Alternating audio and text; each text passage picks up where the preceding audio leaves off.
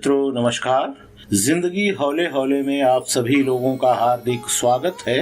जिंदगी हौले हौले के YouTube पटल पर भाषा और साहित्य के अंतर्गत आपके सामने हिंदी शोध से संबंधित सामग्री प्रस्तुत की जाएगी। दरअसल वर्तमान में अधिकांश विश्वविद्यालय और संस्थाओं में शोध की प्रक्रिया के प्रथम चरण में शोध प्रविधि का प्रश्न पत्र उत्तीर्ण करना होता है, तो उसके लिए सामग्री प्रस्तुत करने की श्रृंखला में आपके सामने आज हिंदी शोध की वर्तमान स्थिति से जुड़ी हुई सामग्री प्रस्तुत की जाएगी। हमारा विषय है वर्तमान में हिंदी शोध की चुनौतियां। वर्तमान में हिंदी भाषा और साहित्य को लेकर एक महत्वपूर्ण चिंता ये है कि उच्च अध्ययन के क्षेत्र में शोध की दशा बहुत ही दयनीय है। हिंदी भाषा और साहित्य से संबंधित शोध कार्यों को लेकर काफी टीका टिप्पणी होती है। प्रबंधों को लेकर कुछ एक अधिकारी विद्वान उपहास करने से भी नहीं चूकते हैं। संभवतः अलीगढ़ मुस्लिम विश्वविद्यालय और कुछ अन्य विश्वविद्यालयों में शोध प्रबंधों के मूल्यांकन के लिए विदेशों का किया जाने वाला रुख गुणवत्ता के सुधारने की चिंता के कारण ही है। शोध के गिरते स्तर को लेकर यह चिंता बहुत पहले ही शोध क्षेत्र के महारथी डॉक्टर नगेंद्र जैसे विद्वान ने अपने ग्रंथ शोध और सिद्धांत में व्यक्त की थी। आम धारणा बन गई है कि हिंदी समेत अन्य आधुनिक भारतीय भाषाओं में MA PhD करना बहुत ही आसान है। इस अवधारणा की पुष्टि भी होती है। अनुमानित रूप से हमारे देश में प्रतिवर्ष विश्वविद्यालयों और उससे संबद्ध महाविद्यालयों और विभिन्न संस्थानों से लगभग 10,000 के आसपास MPhil, PhD और DPhil तथा DLit इत्यादि नामों से उपाधियां वितरित की जाती हैं। इसमें हिंदी भाषा और साहित्य की स्थिति अन्य विषयों से अधिक उत्साहजनक है। यह बात इस आधार पर कही जा सकती है कि प्रत्येक वर्ष हिंदी भाषा साहित्य से संबंधित शोध प्रबंधों पर वितरित की जाने वाली उपाधियों की संख्या संभवतः विज्ञान और मानविकीय तथा अन्य भारतीय भाषाओं के साहित्य से संबंधित शोध प्रबंधों की संख्या से अधिक होती है। इस कथन का स्पष्ट कारण है। हिंदी भाषा साहित्य प्राथमिक शिक्षा से लेकर उच्चतर शिक्षा के स्तर पर उत्तर भारत के कश्मीर से लेकर दक्षिण में कन्याकुमारी तक और दूसरी तरफ पूर्वोत्तर के राज्यों और पश्चिम के प्रदेशों में पठन पाठन के विषय के रूप में प्रचलित है। जबकि प्रादेशिक भाषाएं अपनी क्षमता में कितनी ही प्रभावशाली क्यों न हो, एक सीमित दायरे तक ही उनका विस्तार होता है। हिंदी का विस्तार आजकल अध्ययन अध्यापन की दृष्टि से अंतरराष्ट्रीय स्वरूप ग्रहण कर चुका है, परंतु उल्लेखनीय यह है कि उन्नति का मापदंड संख्या नहीं बल्कि शोध के क्षेत्र में तो निश्चित रूप से गुणात्मकता ही होगी। अतः हिंदी भाषा साहित्य के क्षेत्र में भी शोध और अनुसंधान की बेहतर स्थिति का मापदंड उपाधियों की संख्या न होकर गुणात्मकता द्वारा ही निर्धारित किया जाएगा। यद्यपि ये चिंता अक्षरतः सत्य भले ही न हो, लेकिन इसमें वास्तविकता अवश्य है। शोधार्थियों की विशाल संख्या, ज्ञान की सीमितता, निर्देशकों की अनुदारता और अकुशलता, आपस की ईर्ष्यात्मक प्रतिस्पर्धा तथा नामांकन से लेकर मूल्यांकन तक में व्याप्त भ्रष्टाचार और शोध उपाधियों की नौकरियों तथा पदोन्नति के लिए अनिवार्यता कुछ ऐसे कारण हैं जो हिंदी भाषा और साहित्य के गिरते शोध स्तर के लिए जिम्मेदार कारक के रूप में उत्तरदायी माने जा सकते हैं। शोधार्थियों की वैज्ञानिक दृष्टिकोण के प्रति बरती जाने वाली उदासीनता और एक सीमा तक गैर जिम्मेदारी की प्रवृत्ति भी हिंदी भाषा और साहित्य से संबंधित शोध के गिरते स्तर का एक प्रमुख कारण है। गौरतलब ये भी है कि हिंदी भाषा और साहित्य से संबंधित आरंभ हुए शोध कार्य ने लंबा रास्ता तय कर लिया है। देश में सुचारू रूप से नागरी प्रचारणी सभा की स्थापना के साथ आरंभ हुए शोध कार्य का इतिहास लगभग 100 वर्ष पुराना हो चुका है। भाषा से संबंधित राम बाबू सक्सेना और धीरेन्द्र वर्मा के अंग्रेजी भाषा में प्रस्तुत प्रबंध समकालीन संदर्भों में भी अपनी उपयोगिता बनाए हुए हैं। प्रथम चरण में प्रस्तुत प्रबंधों में पीताम्बर दत्त बड़थवाल का शोध प्रबंध हिंदी काव्य में निर्गुण संप्रदाय, माता प्रसाद गुप्त कृत तुलसीदास जीवनी और कृतियों का समीक्षात्मक अध्ययन, लक्ष्मी सागर वाषणे के प्रबंध आधुनिक हिंदी साहित्य, राम कुमार वर्मा कृत हिंदी साहित्य का आलोचनात्मक इतिहास और भगीरथ मिश्र के प्रबंध हिंदी काव्य शास्त्र का इतिहास इत्यादि वर्तमान में भी अपने अपने विषय। दूसरे चरण में शोधार्थियों की संख्या बढ़ी, परंतु गुणात्मकता भी एक सीमा तक बरकरार रही। बहुत सारे ऐसे शोध प्रबंध सामने आते रहे जिनकी पहचान स्थापित होती रही। फादर कामिल बुर्के के प्रबंध राम कथा उत्पत्ति और विकास, लक्ष्मी नारायण लाल कृत हिंदी कहानियों की शिल्प विधि का विकास, दशरथ ओझा के प्रबंध हिंदी नाटक उद्भव और विकास, राम खिलावन पांडे के मध्यकालीन संत साहित्य, राम पूजन तिवारी कृत सूफी मत साधना एवं साहित्य इत्यादि महत्वपूर्ण प्रबंध ऐसे हैं जिनकी हैसियत प्रथम चरण के प्रबंधों की अपेक्षा कम करके नहीं आंकी जा सकती है। वर्तमान में एक तरफ तो केंद्र और राज्य सरकारें विविध सभा संस्थाओं के माध्यम से शोध की प्रगति और गुणवत्ता के लिए आर्थिक सहायता प्रदान कर रही हैं, तो दूसरी तरफ विश्वविद्यालय अनुदान आयोग शोध में गुणात्मक सुधार के लिए न केवल दी जाने वाली सहायता राशि की उत्तरोत्तर वृद्धि कर रहा है, बल्कि इधर हाल के वर्षों में तो अनुदान राशि को केंद्रीय विश्वविद्यालयों के सभी शोधार्थियों के लिए सुलभ कर दिया गया है। तो जाहिर बात है कि इससे हिंदी भाषा और साहित्य के शोधार्थी भी समान रूप से लाभान्वित हो रहे हैं। शोध को वैज्ञानिक बनाने की दिशा में प्रयास के रूप में कई संस्थाओं और विश्वविद्यालयों में बाकायदा शोध प्रविधि के अध्ययन और अध्यापन की भी व्यवस्था है। विद्वानों ने हिंदी भाषा और साहित्य से संबंधित शोध प्रविधि के विभिन्न पहलुओं पर अध्ययन और चिंतन के बाद सहायक सामग्री भी प्रस्तुत करने का प्रयास किया है, परंतु परिणाम वही ढाक के 3 पार। दुर्भाग्य यह है कि अधिकतर प्रबंधों में शोध प्रविधि को अनदेखा ही किया जा रहा है। शोध की गुणात्मकता के लिए पंजीकृत शोधार्थी क्या शोध का अधिकारी है या नहीं, यह तथ्य महत्वपूर्ण है। शोधार्थी जिज्ञासु, गृहीत विषय का जानकार, क्षमतावान और समर्पित तथा कार्य संलग्न और लगनशील होना चाहिए। परंतु हिंदी भाषा और साहित्य में बहुत सारे विद्यार्थी ऐसे आते हैं जिनका लक्ष्य केवल समय व्यतीत करना होता है। कभी कभी यह भावना भी कार्य करती है कि हिंदी आसान विषय है, नौकरी भी मिल जाएगी। अपने अध्यापकीय अनुभवों के आधार पर मैं कह सकता हूं कि हमारी स्नातक कक्षाओं में अधिकांश विद्यार्थी इसलिए हिंदी विषय को अपने मुख्य विषय के रूप में चुनते हैं कि उनको किसी दूसरे विषय में प्रवेश नहीं मिला। वह प्रायः असंतुष्ट भी रहते हैं। यही विद्यार्थी बाद में स्नातकोत्तर के पश्चात शोध के क्षेत्र में आ जाते हैं। यद्यपि कुछ विद्यार्थी आज भी अपनी रुचि के कारण भी इस क्षेत्र में आ रहे हैं। निर्देशक का चुनाव भी शोध के लिए महत्वपूर्ण होता है।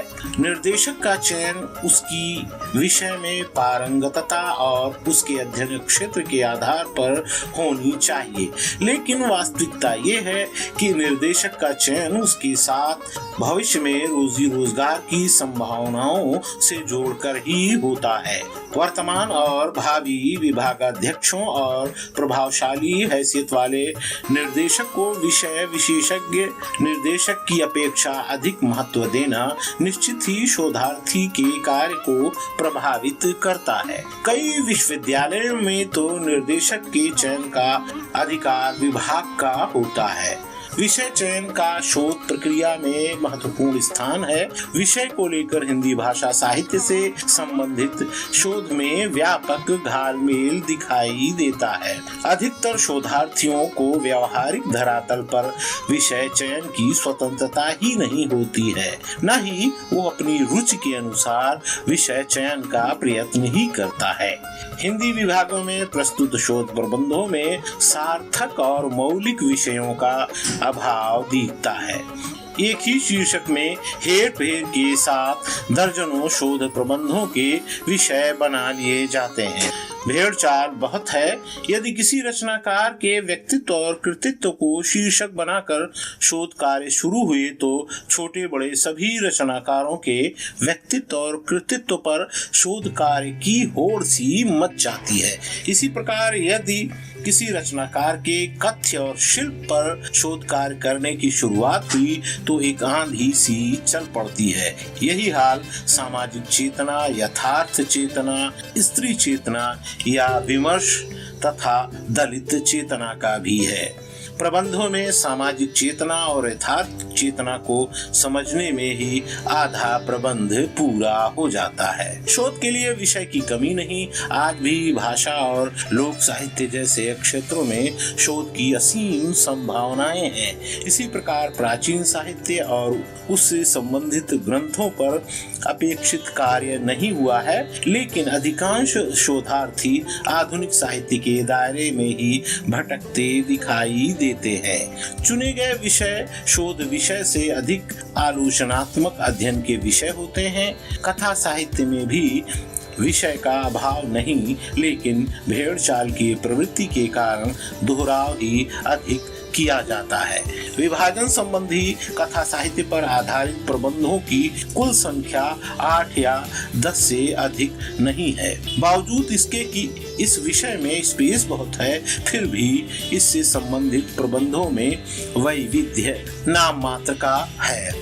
इस संदर्भ में सुभाष चंद्र का प्रबंध देश विभाजन और हिंदी उपन्यास और हरीश राय का प्रबंध भारत विभाजन और हिंदी उपन्यास देखे जा सकते हैं। दूसरे प्रबंध भी इसी प्रकार के मिलते जुलते शीर्षक से प्रस्तुत किए गए हैं। विषय के संबंध में यदि छानबीन की जाए तो बहुत सारे अप्रासंगिक विषयों से संबंधित शोध प्रबंध दिख जाएंगे। दरअसल विद्वानों द्वारा व्यक्तिगत और संस्थानों के द्वारा भी शोध संदर्भ ग्रंथों की सूची प्रस्तुत की गई है, लेकिन लगता है कि अधिकांश शोधार्थी विषय चयन से पहले इस तरह के संदर्भ ग्रंथों को देखने की जहमत ही नहीं उठाना चाहते हैं। वर्तमान में शोध गंगा की भी सहायता ली जा सकती है। शोध प्रबंधों की रूपरेखा के निर्माण में भी अनियमितताओं और अनर्गल प्रसंगों की भरमार होती है। निराला के काव्य के शैली वैज्ञानिक अध्ययन में भी उनके युग की सामाजिक, राजनीतिक, धार्मिक एवं आर्थिक आदि परिस्थितियों से संबंधित अध्याय का होना आवश्यक है। इसी प्रकार केंद्रीय विषय से भटकाव की स्थिति रूपरेखा निर्माण के दौरान अधिकांश प्रबंधों में मिलती है। विभाजन से संबंधित त्रासदी के विवेचन विश्लेषण में इस्लाम के जन्म और उसके भारत आगमन तक के इतिहास के अंकन का प्रयास औचित्यहीन ही है। ध्यातव्य ये भी है कि प्रबंधकार की यह निश्चित धारणा है कि विभाजन के मूल में कार्यरत सांप्रदायिकता का जन्म आधुनिक युग की घटना है।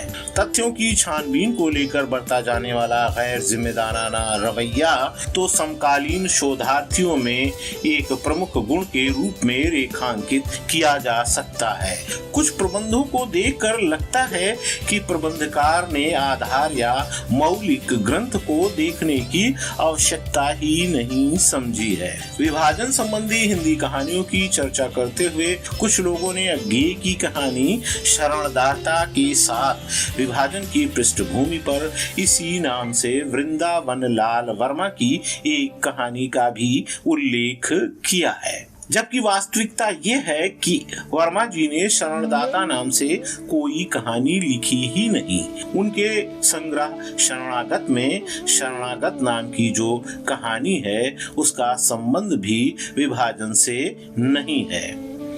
डीलिट उपाधि के लिए प्रस्तुत प्रमीला अग्रवाल के शोध प्रबंध भारत विभाजन और हिंदी कथा साहित्य में प्रबंधकार ने एक कहानी का संक्षिप्त परिचय प्रस्तुत करते हुए उल्लेख किया है कि उग्र ने कथा संग्रह पोली इमारत में चौड़ा छुरा नामक कहानी संग्रहित की है, जिसमें आजादी के 8 दिन पहले की वस्तु स्थिति और समाज के अस्त व्यस्त जीवन का संस्मरणात्मक चित्रण प्रस्तुत किया गया है।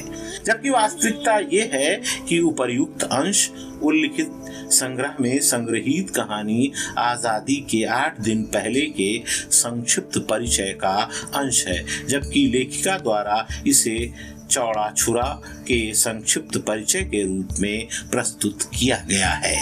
यह तथ्य दरअसल शोधार्थी के गैर जिम्मेदाराना रवैये का परिचायक ही है।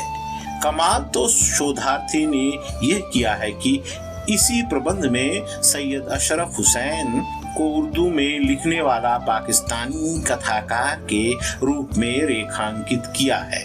यह सर्वविदित है कि कथाकार विशुद्ध भारतीय हैं और भारतीय प्रशासनिक सेवा में कार्य किया है। बिना किसी छानबीन के केवल भाषा के आधार पर रचनाकार की नागरिकता का निर्धारण निश्चित ही शोधार्थी की शोध के प्रति लगन और गंभीरता पर प्रश्न चिन्ह खड़ा करते हुए हिंदी शोध में तथ्यों की अनदेखी और गैर जिम्मेदारी की उस भावना को उद्घाटित करता है जो वर्तमान हिंदी शोध की एक अहम समस्या के रूप में हमारे सामने आता है। विभाजन संबंधी उर्दू तथा पंजाबी साहित्य को केवल उसकी नागरी लिपि में उपलब्धता के आधार पर हिंदी रचना की श्रेणी में सम्मिलित कर लेना इस विषय से संबंधित शोध प्रबंधों में देखी जाने वाली एक आम प्रवृत्ति है।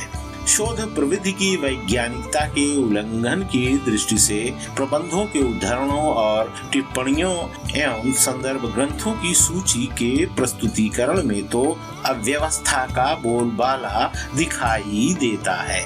उद्धृत ग्रंथों का मनमाने ढंग से उल्लेख तो अधिकांश प्रबंधों में देखा जा सकता है।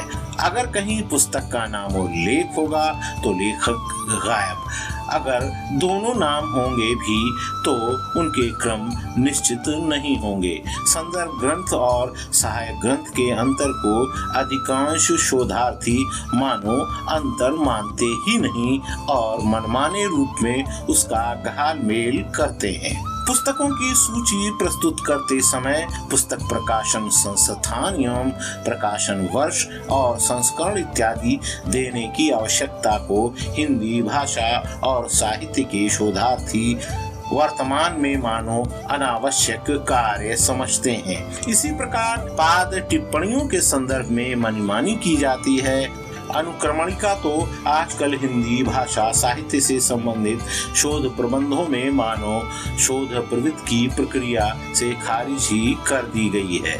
यदि पिछले कुछ वर्षों में हुए शोध कार्यों की भीड़ से ऐसे प्रबंधों का चुनाव करना हो जो अपने विषय क्षेत्र में स्थान रखते हों तो यह चुनौती ही होगी।